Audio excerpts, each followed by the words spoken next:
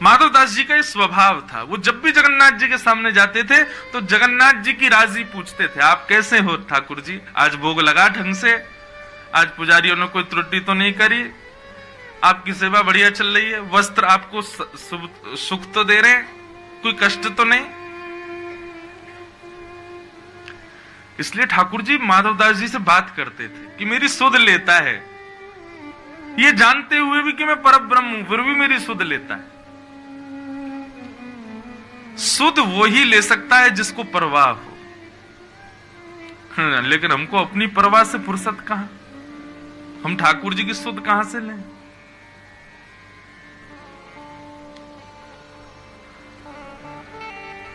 माधवदास जी ठाकुर जी के समीप गए, ठाकुर जी से बोले, राजी हो ठाकुर जी? जगन्नाथ जी बोले, खूब प्रसन्न है, प्रसाद भोग बढ़िया आरोग रहे हैं आप? बोले, बहुत आनंद में।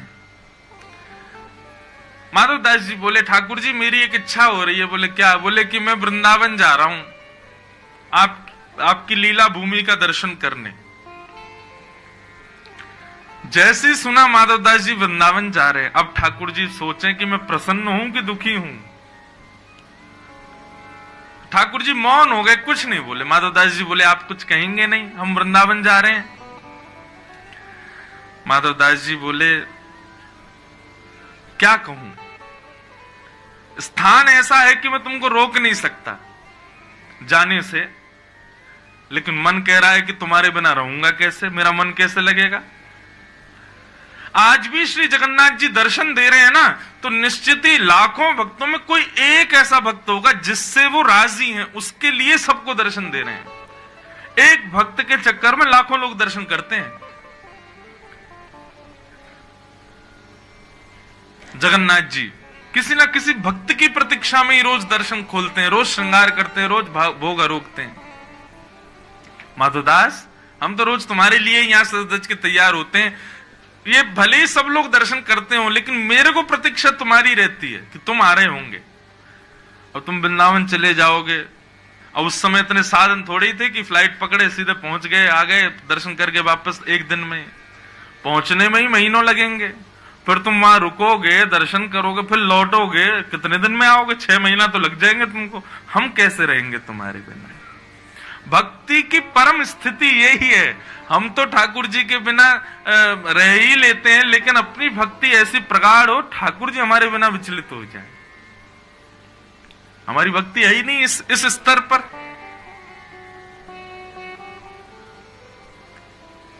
माधवदास जी के वृंदावन जाने के प्रसंग को सुन करके श्री जगन्नाथ जी बोले, माधव तुम्हारे बिना कैसे रहेंगे हम, हमारा मन ही नहीं लगेगा। भोग तो लगेगा लेकिन स्वाद नहीं आएगा, श्रृंगार तो होगा लेकिन सुंदर नहीं लगेंगे, आरती तो होगी लेकिन हमको प्रसन्नता नहीं होगी। माधवदास जी बोले, तो फिर अब बताओ क्या करें, फिर वृंदावन नहीं जाएं? बोले, नहीं, ऐसा भी नहीं चाहते कि तुम वृंदावन नहीं जाओ, वृंदावन तो जाना ही चाहिए। बोले, आप ही बताओ निधान क्या करें।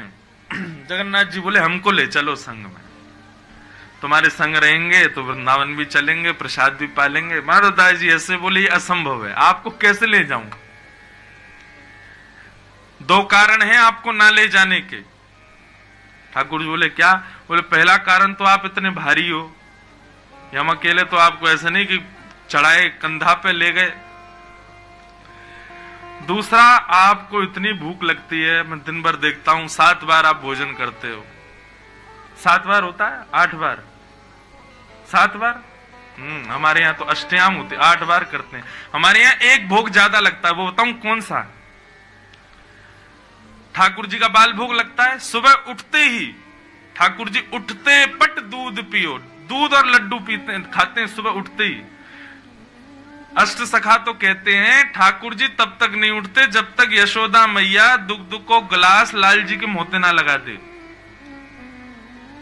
लाला को ऐसे सर उठाएंगी और जैसे ही जो पात्र है दुग्ध का उसको मुंह से स्पर्श कराएंगे, दूध एक घूंट अंदर जाएगा, तब ठाकुर जी की आंख खुलती। बोले, अच्छा मैया वो रह गई। और उसके संग फिर लड्डू पाते हैं। बताओ, यहाँ हम सवेरे उठते ही हाथ देखें, पृथ्वी प्रणाम करें, बाकी बात माता पिता को प्रणाम करें, बाकी बात शौचाचार निवृत्त नहा धो के तब कोई अन्न जल ग्रहण करते हो। हमारे ठाकुर जी उठते ही झूठे मुंह दूध पीते हैं पहले तो, और बिना दूध पवाए अगर ठाकुर जी उठा दिए तो पूरे दिन झोंका ही आते रहेंगे, नींद ही आ रही है अभी। क्यों? वो थापन भोग नहीं दिया हमको, तो सुबह उठते ही भोग लगाएंगे। फिर उसके बाद यशोदा मैया नवावे ना ठाकुर जी अपनी साड़ी के एक भाग को गीलो करके वही ते आंख पहुंच दे, वही ते मुंह पहुंच दे, वही ते गलो पहुंच दे, हाथ पाथ पहुंच दे, है वो लाला तैयार। क्यों? छोटो लाला है, कहीं बीमार नहीं है जाए। यहाँ जगन्नाथ जी में भी चांदी के बड़े बड़े शीशा हैं, जगन्नाथ जी के आगे रख दिए जाते हैं। जगन्नाथ जी का जब प्रतिबिंब उसमें दिखता है दर्पण में, तो दर्पण में जल मार देते हैं, लो जगन्नाथ जी नहा लिए। और साल में एक बार प्रत्यक्ष नवाए जाते हैं तो उससे बीमार हो जाते हैं, 15 दिन बुखार आ गए। और यहाँ भक्तों के लिए इतने शौचाचार बता दिए, नहाओ धो, इतने पवित्र रहो, ऐसे रहो वैसे रहो। खुद ठाकुर जी की सेवा साधारण नहीं है। पहले खुद उठो, खुद नहाओ, फिर इनको उठाओ, और उठते ही नहाएंगे नहीं, पहले भोग लगाएंगे, फिर आरती करवाएंगे। लाड़ लो लाला है ना, लाड़ लो मतलब बिगड़ेल। अब इस बात को कहीं काट के कोई वायरल नहीं कर दे कि महाराज जी ऐसे बोल रहे थे।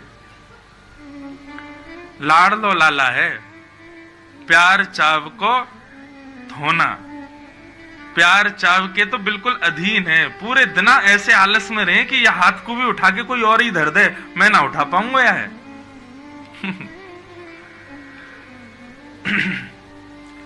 तो एक भोग एक्स्ट्रा हमारे यहां कौन सा लगता है पता है? श्रम भोग। कौन सा भोग? श्रम किसे कहते हैं? मेहनत। कौन सी मेहनत करें? कछु तो करें ना, पूरे दिन मंदिर में बैठे रहे, कहा मेहनत करें? बोले भैया पुजारी लोग श्रृंगार करें ना, सिर पे मुकुट धरा में, गले में माला पहना में, हाथ के नीचे पटका लगा दें, पीतांबरी पहना में, तो यही थे ठाकुर जी थक जाएं। अरे थक गो मैं तो हमारे वृंदावन में, ब्रज में, श्रीनाथ जी में, नाथ द्वारा में श्रम भोग आता है ठाकुर जी को। तो काय से थक गए? बोले अपनो श्रृंगार करावे से ही थक गए। बताओ,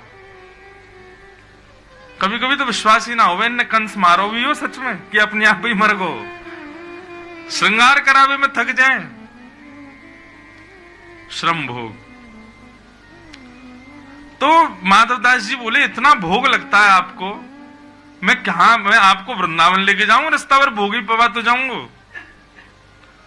ठाकुर जी बोले देखो हम हल्के तो हम हो जाएंगे, और रही बात भोग की, तो भाई वृंदावन जाने के लिए हम कुछ भी कर सकते हैं। श्रीमद् भागवत में केवल एक जगह ऐसा लिखा है कि सर्वकाल सुखावम। ठाकुर जी कहते हैं मुझे वृंदावन मिल जाए, फिर चाहे मुझे भोग मत लगाओ, मेरी आरती मत करो, मुझे नवाओ मत, मेरी सेवा मत करो, मुझे सब स्वीकार है, बस वृंदावन ले चलो। मुझे वृंदावन बहुत प्रिय है।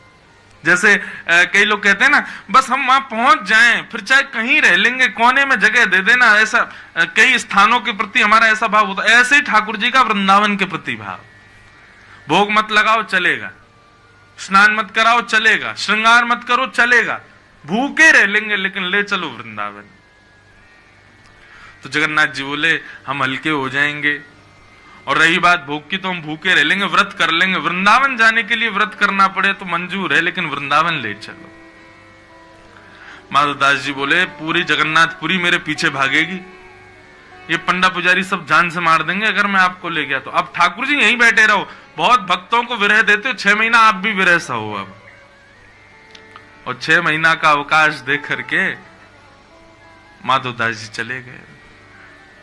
जगन्नाथ जी की आंखों में मोटे मोटे अश्रुबिंद आ गए, मेरा माधव जा रहा है मुझे छोड़ के। जगन्नाथ जी को समझा रहे माधवदास जी जैसे कोई बालक को समझाता है, अरे मैं आ जाऊंगा, रो मत आप, मैं अभी आ जाऊंगा। सोचो कैसी भक्ति माधवदास की। उसके मंदिर से निकलने पर श्री जगन्नाथ जी विरहातुर हो रहे हैं।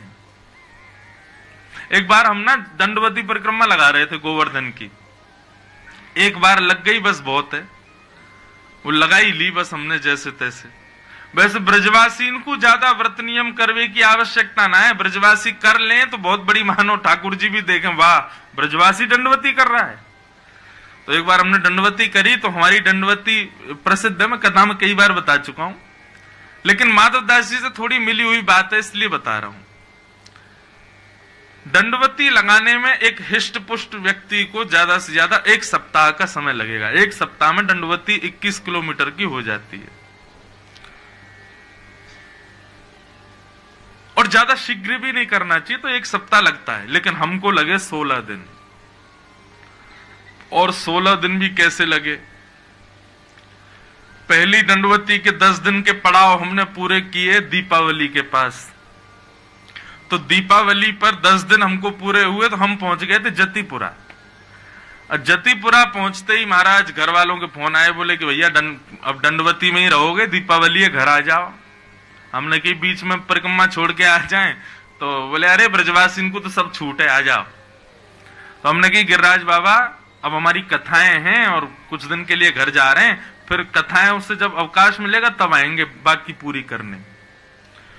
तो दंडवती 10 दिन की वहां पूरी करके हम चले गए। फिर उसके बाद हमको समय मिला होली के पास, तो होली के पास 6 दिन और लगाए। तो हुआ क्या कि वहां आज भी गोवर्धन में आपको पता होगा 3 महात्मा ऐसे हैं, वो 3 परिक्रमा रोज लगाते हैं, 21 किलोमीटर की 3 परिक्रमा रोज। तो जब हम दंडवती लगाते थे ना, तो वो बाबा, तीनों बाबा पीछे से आते, जानते थे, जैसे हमको देखते तो पीछे से प्रणाम कर लेते थे। मैंने बाबा आप प्रणाम मत करे, अरे नहीं नहीं, ब्रजवासी हो, वक्ता हो, व्यास जी के पुत्र हो, कथा सुनाते हो, और आप दंडवती लगा रहे हो। आज तो गिरिराज जी भी आनंदित हो रहे होंगे, बताओ ब्रजवासी दंडवती लगा रहे हैं। तो उनसे बैठ के ऐसे संवाद होता था। अब 10 दिन लगावे के बाद हम तो चले गए कथा करने। 6 महीना बाद जब मैं अपनी बची हुई दंडवती पूरी करने आया, तो बाबा ने पीछे से देखा, उनको लगा इन्होंने दूसरी दंडवती शुरू कर दी है। एक हो गई 6 महीना पहले, अब ये दूसरी दंडवती लगा रहे हैं। तो बाबा इतने भाव विभोर, धन्य धन्य, जय हो भैया गिरिराज बाबा, ब्रजवासीन की जय। यहां लोग एक बार दंडवती लगाएं तो 5 साल तक आते नहीं, आपने 6 महीना में दूसरी शुरू कर दी। मैंने बाबा पहली चल रही है, अभी तो 10 दिन पूरे हुए हैं, 6 दिन अभी तो जतिपुरा पे छोड़ के चले गए 6 महीना पहले, अब बची हुई पूरी करने आए हैं। तो बाबा बोले अरे राम राम, फिर तो आप तो बिल्कुल ही वो, बताओ 7 दिन में पूरी हो जाती है, आपकी 6 महीना से भी अटकी पड़ी है, इतना समय क्यों लग रहा है? तो मन में एक भाव आया, मैंने कि देखो बाबा, कोई मेहमान घर पे आवे, लेकिन वो मेहमान पूरे घर के लोगों को परेशान करे, सुबह चाय पिलाओ, नाश्ता कराओ, भोजन कराओ, ये खिलाओ वो खिलाओ, तो घर के लोग क्या करते हैं, एकांत में जब बैठते हैं, बोले कब जाएगा ये, दिमाग खराब कर रखा है इसने, सुबह ये खिलाओ वो पिलाओ, कब जा ही नहीं रहा है, इसकी वापसी कब की है? बोले 5 दिन हो रहे। अरे राम, 5 दिन कैसे कटेंगे?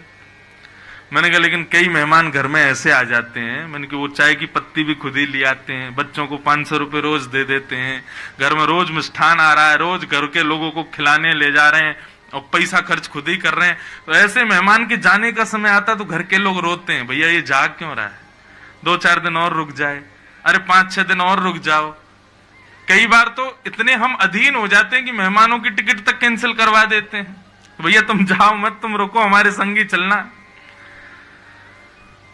तो मैंने की बाबा, जो लोग 7 दिन में परिक्रमा करके चले जाए ना, गिरिराज बाबा उन्हें भगा दे, बोले अरे जल्दी जाओ तुम कर आगे भैया, तुमको खूब बल मिल जाए कि जल्दी तुम्हारी पूरी हो जाए परिक्रमा।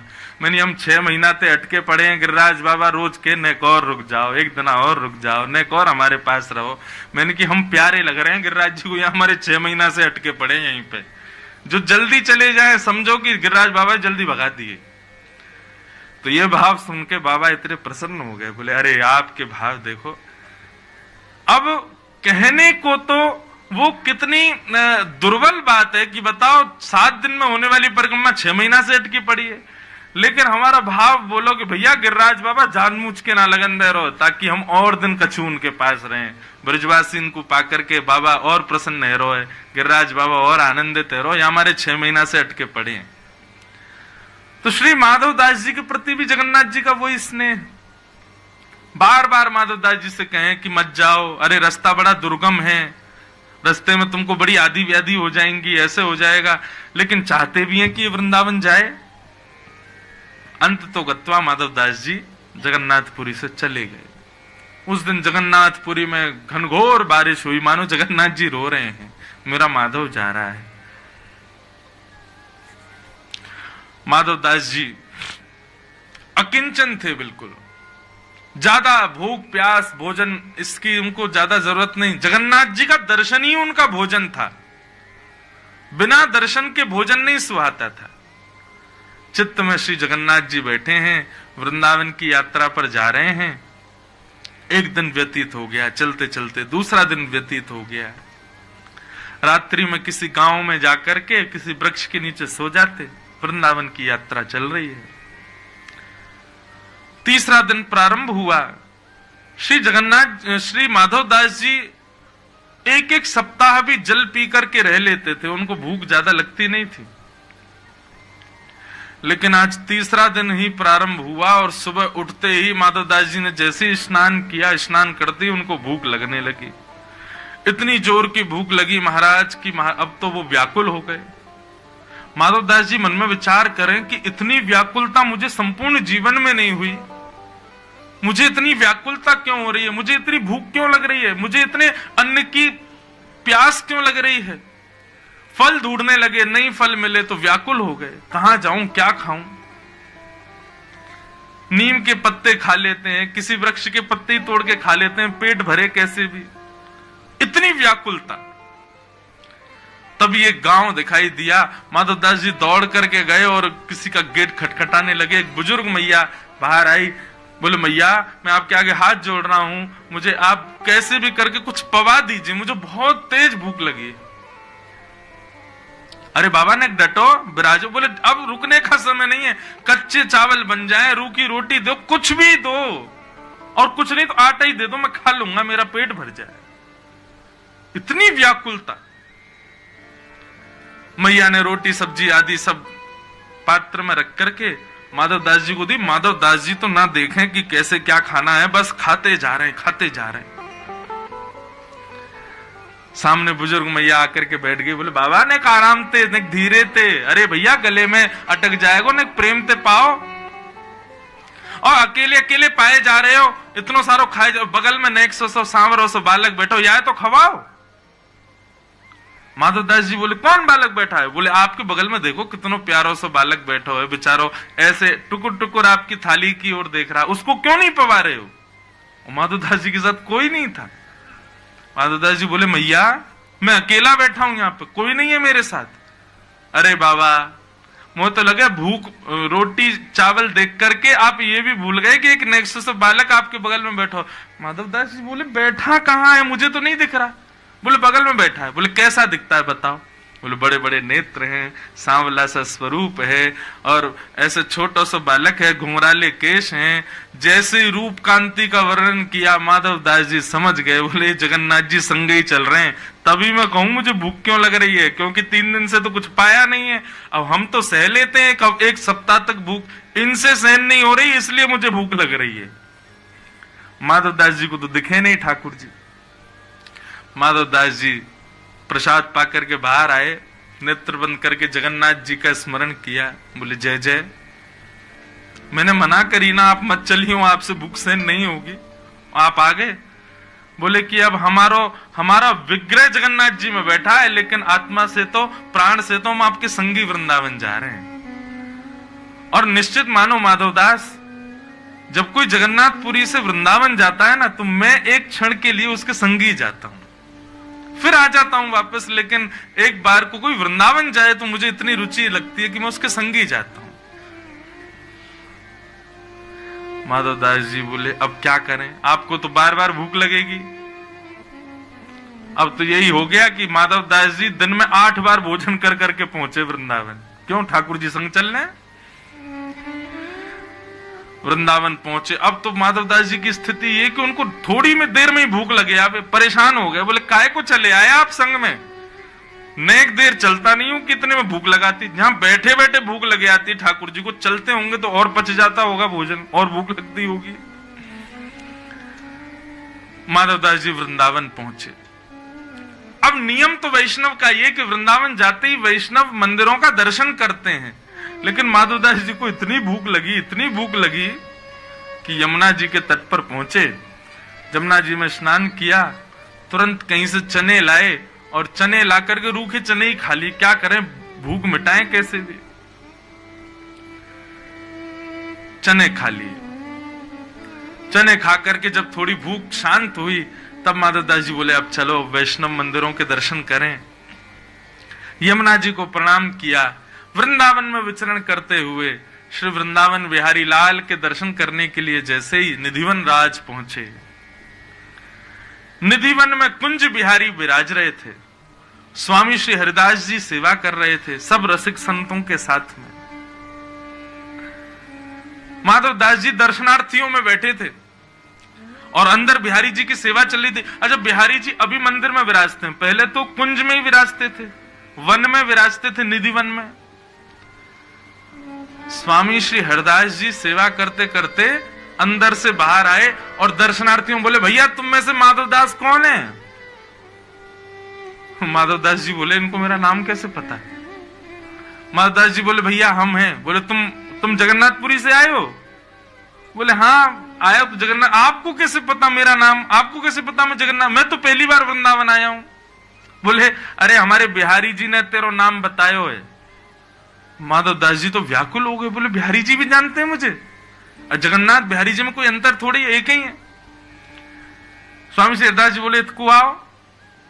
माधवदास जी उठ करके गए, स्वामी जी के पास में जाकर के बैठे। स्वामी जी से बोले बताइए ना बिहारी जी को मेरा नाम कैसे पता? उनको कैसे पता मैं जगन्नाथपुरी से आया हूं? तो बता एक ही तो है जगन्नाथ जी और वो। तो माधवदास जी बोले क्या बोला बिहारी जी ने? बोले बिहारी जी ने ये बोलो कि मैंने भोग रखो ठाकुर जी के आगे, और जैसे ही भोग रखो तो बिहारी जी ने मुंह फेर लिया। बोले भूख ना लग रही। मैंने क्यों? आप तो भोजन देख करके मचल जाते हो, आज कह रहे हो भूख ना लग रही। बोले अरे कहा करूं, माधवदास आया हो, मैंने मुंह को रूखा चने खवा दिए, और रूखे चने खावे तो मेरो पूरा गलो सूख गयो, मेरो पेट भर गयो। रूखे चने ही मेरो पेट भर दियो आज वाने। माधवदास जी ने जैसे ही सुना कि मैं तो जमुना जी के किनारे बैठ के प्रसाद पा रहा था, चने पा रहा था, क्यों जगन्नाथ जी मेरे संग हैं, लेकिन मेरे पाने से ठाकुर जी तृप्त हो रहे हैं, ये बात सुनकर के माधवदास जी भाव विभोर हो गए। स्वामी जी बोले अब चल तो को बिहारी जी के दर्शन कराएं। जैसे ही कपाट खोले, एक क्षण को जगन्नाथ जी दिखे, दूसरे क्षण में बिहारी जी, फिर एक क्षण को जगन्नाथ जी, दूसरे क्षण में बिहारी जी। माधवदास जी आनंदित हो। दिनों दिन तक निधिवन राज में ही रोते रहे, बिलखते रहे। कितना प्रेम करते हैं श्री जगन्नाथ जी मुझसे। मैं पाता हूं तो पेट इनका भरता है, हम तृप्त होते हैं तो पेट इनका भरता है। जगन्नाथपुरी में तो ये बात सार्थक है कि महाप्रसाद का भोग जगन्नाथ जी के सन्मुख रखने के बाद सब वैष्णवों को दिया जाता है। इसलिए स्कंद पुराण में वेदव्यास जी कह रहे हैं एक तिनका भी झूठा मत छोड़ो। क्यों? क्योंकि आप नहीं पा रहे हो, आपके गर्भ में बैठ करके श्री जगन्नाथ जी पा रहे हैं महाप्रसाद को। आप तृप्त होगे तब जगन्नाथ जी तृप्त होंगे। कहीं आपने महाप्रसाद को अतृप्त होकर के स्वाद में कुछ इधर उधर जान करके आपने छोड़ दिया तो आप सोचना कि जगन्नाथ जी भूखे रहेंगे आपकी वजह से। इसलिए आकंठ होकर के पाओ। ऐसे श्री माधवदास वो वृंदावन गए तो जगन्नाथ जी उनके संग गए।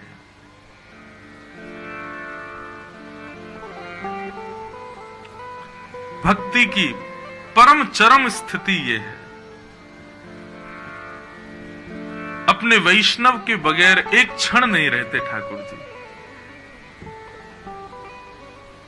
पर प्रीति हो ऐसी निष्काम, निष्कपट, निश्चल, और उसके लिए बंधुओं ठाकुर जी से पहले कोई संबंध तो बनाना पड़ेगा। तो आज दर्शन करने जाओ और श्री जगन्नाथ जी से पूछिएगा आप कैसे हो, आप प्रसन्न हो, सब मंगल है जगन्नाथ जी, सब आनंद में है। कभी ठाकुर जी की सुध पूछो, वो सदा प्रसन्न ही रहते हैं, वो भगवान हैं, लेकिन वैष्णवों के लिए तो, भक्तों के लिए तो लाला है ना, इसलिए सुध पूछना। सुध पूछने से, ठाकुर जी से कुछ वार्ता करने से भक्ति में आप और अग्रसित होगे और आगे बढ़ोगे।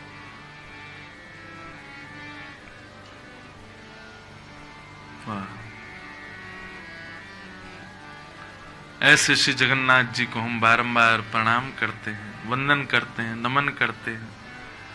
जो भक्त अधीन हैं, अपने भक्तों के अधीन रहते हैं।